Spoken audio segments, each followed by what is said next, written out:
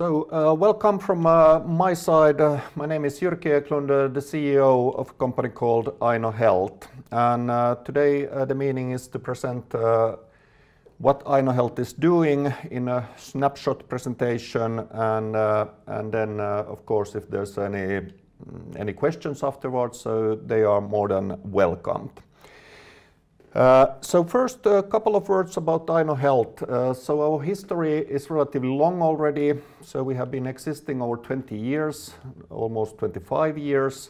And biggest part of our history is related to the scientific studies to understand the root cause of sickness absences and employee well-being. And those studies we performed over 15 years. We were screening lots of individuals to understand what are the medical reasons why people are sick, but what are also the other reasons why people are not showing up to the working places. Since that, so we have been listed 2016, in the end of the 2016, in the Stockholm Nasdaq First North, and from a market point of view, so we are working today mainly in 3 different countries, Sweden, Finland and Germany, but also delivering our SaaS projects and processes in a global basis. We have been working with over 150 companies, and today we are seeing quite an attractive market position. So the topic what we are talking about is the interest towards this is increasing, I would say, quarter after quarter. Then if we are looking a little bit, let's say, the background, what we are talking about and why we are existing in the marketplace. So we could say that in the white-collar organizations like office workers and this type of places, so this normal sickness absence rate is approximately a 1%, is a little bit over 1%. And then in a more physically demanding working places like factories, hospitals and this type of places, the normal sickness absence rate is approximately 3%.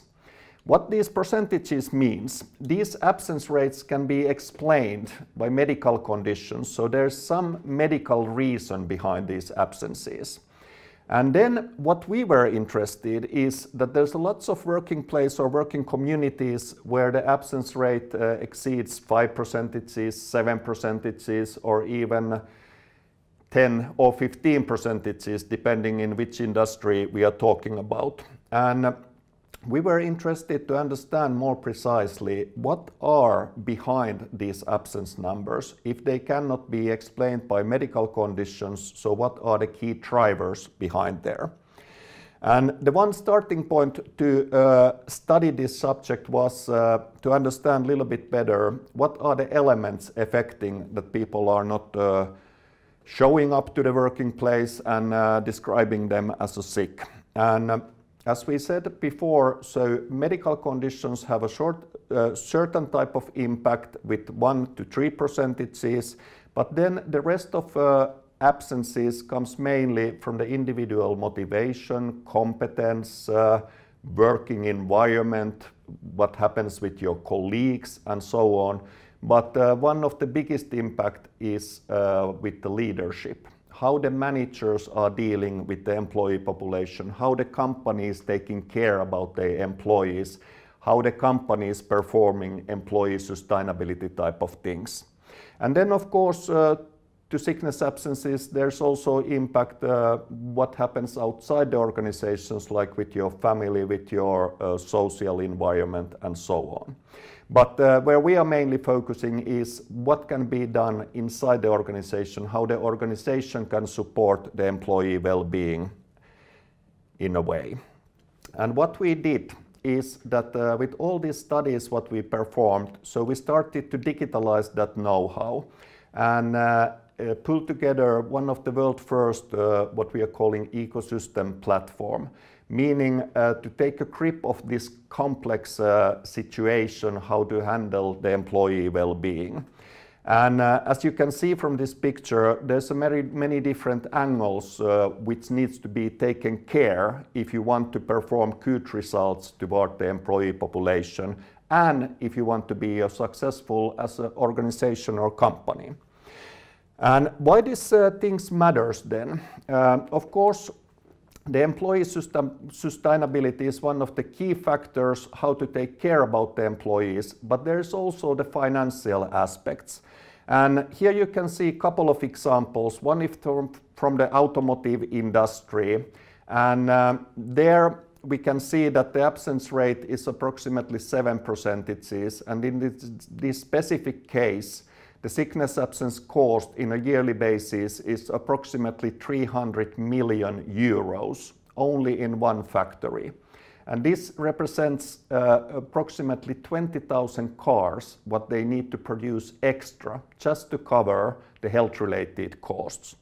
And of course, when we are talking about the financial impacts, so there is no meaning to get these numbers to zero. But let's say, for example, in this case, we could easily say that there is a space for 100 to 150 million euro savings in a yearly basis. Then the other topic, what is raising quite fast, what comes to the awareness, is this sustainability type of topics. And we are very glad to hear that more and more bigger organizations are putting attention towards the employee sustainability. And that's the one place where we are supporting these organizations to perform well what comes to the employee sustainability and employee wellness and how to take care about the employee population.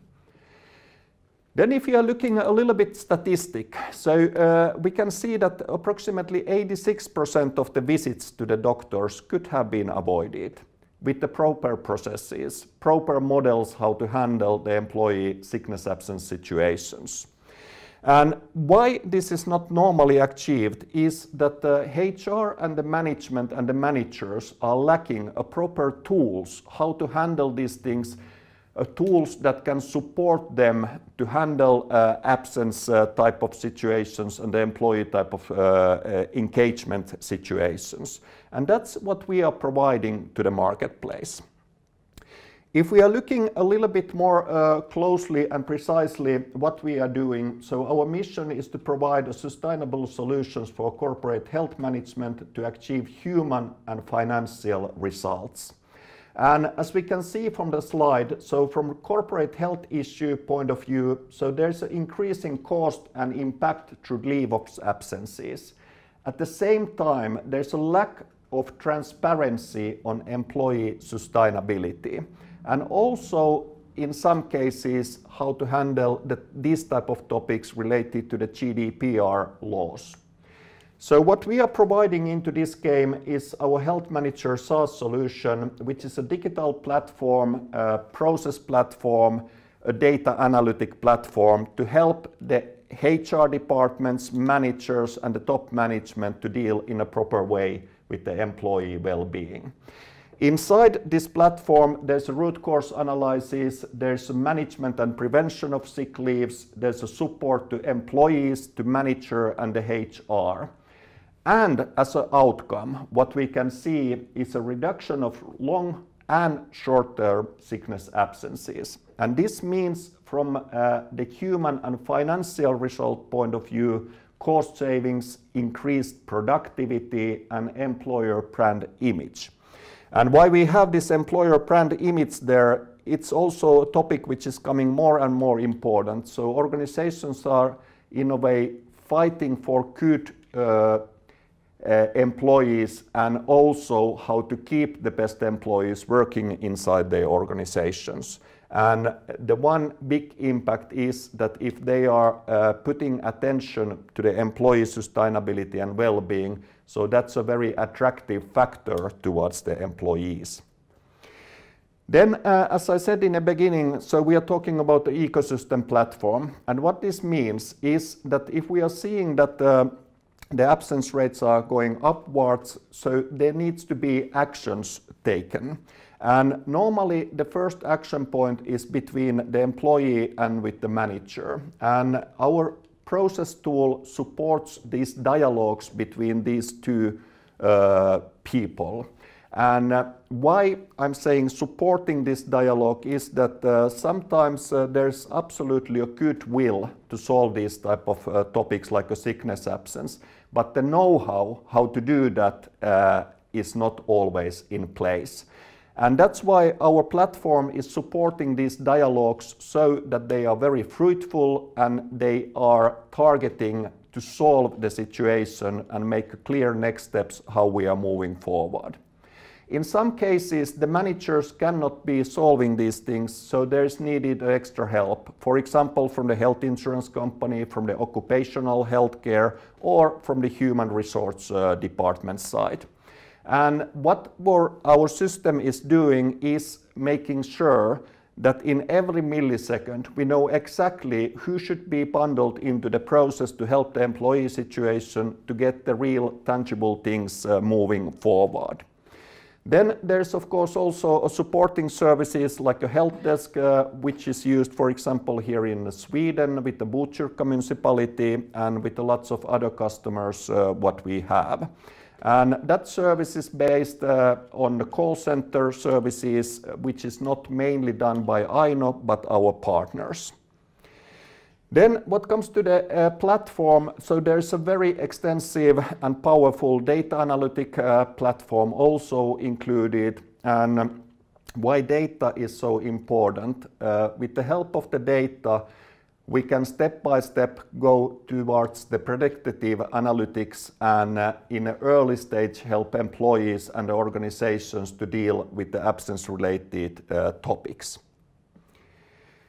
How we are then working? We have basically a three-step process. First is what we are calling health audit. This is basically getting a grip of as-is situation. So what is the current absence rates? What is the data behind that? What are the existing processes what company is using? And based on this information, we are doing the fine-tuning towards our health manager platform and agreeing how to move forward. Then when implementing the SaaS platform, that's a relatively smooth process. So we have already connectivity with the most of the payroll systems, HR systems, what are today in use. So from the implementation point of view, the time span is normally, we are talking in a calendar days, approximately 1 month. And after that is the manager training, where we are securing that everybody is in the same page, what needs to be done and how. Then the third phase is on a need basis. In some of our customer cases, the customer itself is lacking the internal resources to make sure that the implementation process moves forward smoothly. And in those cases, we can, in a way, place our own health management consultant there in for a couple of weeks or month. So just to secure that the implementation and rollout is moving forward smoothly. Then, what comes to the results?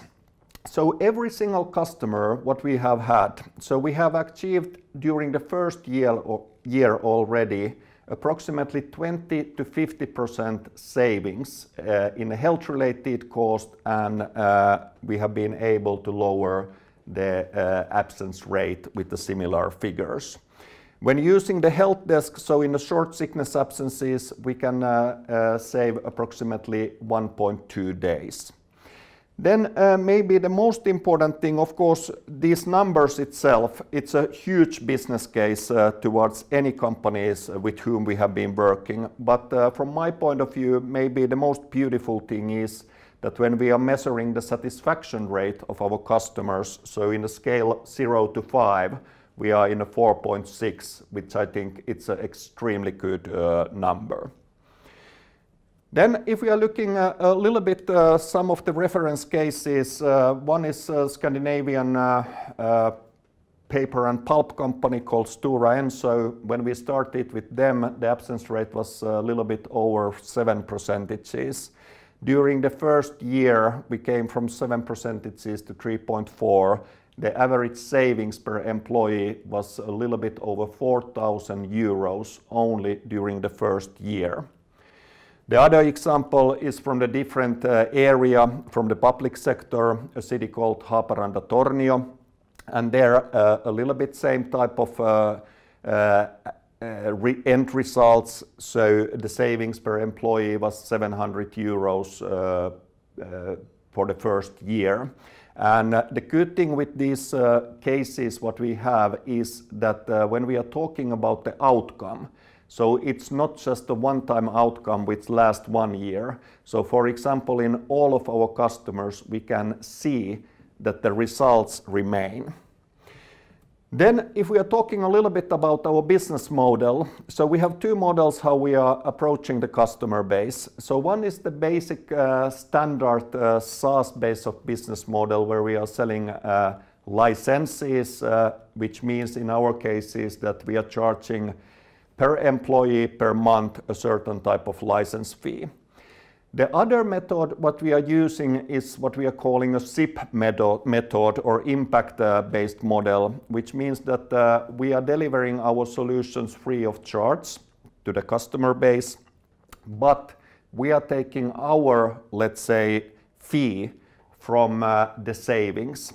And normally in this type of cases, so we are taking 45% of the savings, 10% of the savings we are directing to the employees to invest back to their well-being programs, and 45% of the savings stays inside the organization. And this model can be used if first of the company or organization doesn't have the budget to buy in directly these type of solutions, or if they are wondering that does this work inside their organization. And nevertheless, so these impact-based models has been extremely successful to us also from the business point of view. Then if we are looking a little bit where we are standing at the moment and what is the outlook for this year. So enrichment of data, such as survey data from mental health, mental well-being, that will be integrated in our solution to understand more in-depth what is going on in that area. Predictive analytics capabilities to artificial intelligence, that's one part where we are focusing as we speak. And then from the business point of view, the strategic partnership, how to grow those partnerships and how to, let's say, create an even bigger partnership network than we have today. And then, of course, growth and profitability. The aim for this year's side is to grow very rapidly. And as it seems like today, I think we are in the right path. Today, we have 50,000 licenses, so meaning 50,000 employees under our SaaS services. And hopefully, during this year, we can grow this number between 70 to 100%. If we are looking a little bit from the financial point of view, where we are standing, so the revenue growth last year was approximately 25%. What we are waiting from this year's side is, as I said, that pretty fast growth rates and also the reasonable cash situation. So meaning the more clients we are getting in, it helps also us immediately or normally quite quickly with our cash position. And then what comes to our valuation today, I would say that personal opinion is that the company itself it's a little bit undervaluated. So if you are looking at the SaaS company, so price to sales is today a little bit under 3. And hopefully we can show to our investors this year's side extremely big growth in this, but also in the revenue side. And here's a little bit our motto, do or do not, there is no try. So what this means in our case, every single day, in a positive manner, we are fighting forward, we are achieving a great new wins, and the strategy what we have is very clear how we are moving forward. So expectations from this year's side is quite, I would say, in a high level, and I think the team what we have inside the Aino is a dream team at the moment, so I think really we can perform as we have planned in our strategy. So at this stage I would say thank you for your time and interest, and if there's any questions, so I'm more than willing to answer to those. Härligt. Tack Jyrki för en bra presentation. Tack. Jag tänkte bara kolla lite, det som är på alla läppar nu är ju det här virusutbrottet. Lite hur det påverkar er och hur ni kan skydda er mot det. Ja, det är förstås väldigt tråkigt att vi har sån här virus, men sånt bara händer. Och hur det påverkar till våra affärer eller vår business är den att till exempel många mötena som vi har med kunderna har flyttats över till online-mötena och så vidare.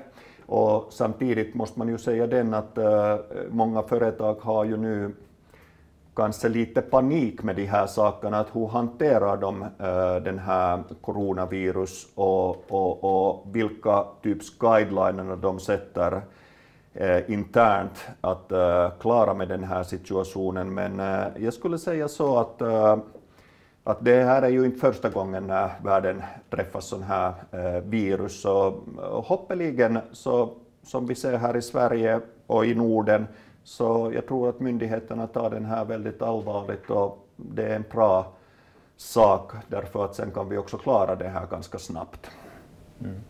Om vi tittar på de befintliga kunderna ni har, så finns det ju chans att ni kan utöka ert engagemang mot dem i en större utsträckning än vad ni har idag. Den utrullningen, kan du kommentera någonting hur den går? Är det enligt plan eller går den lite långsammare, eller hur ska man se på det? Nej, jag skulle säga att det går som planerat, alltså att med större företagarna som vi jobbar med, så det tar sin viss tid att rulla sakerna genom hela organisationen, och man måste också, hur skulle man säga, uppskatta deras tidtabellen på det där sättet att det är tid att köra snabbt framåt och sen är det tid att ta lite lugnare, så man måste lyssna också lite på kundens möjligheterna att köra framåt, därför att till oss den mest viktigaste är inte att göra allt väldigt snabbt. Den viktigaste är den att då när vi kan garantera också att det kommer resultaten. Men som sagt, så jag ser väldigt positivt vad det händer med vår existerande kunderna och rollouterna med dem, men samtidigt också ser jag väldigt positivt vad det händer med vår pipeline, alltså vad det kommer att hända här senare på året. Och den aktuella kassasituationen, den känns inte som ett problem i dagsläget, eller hur?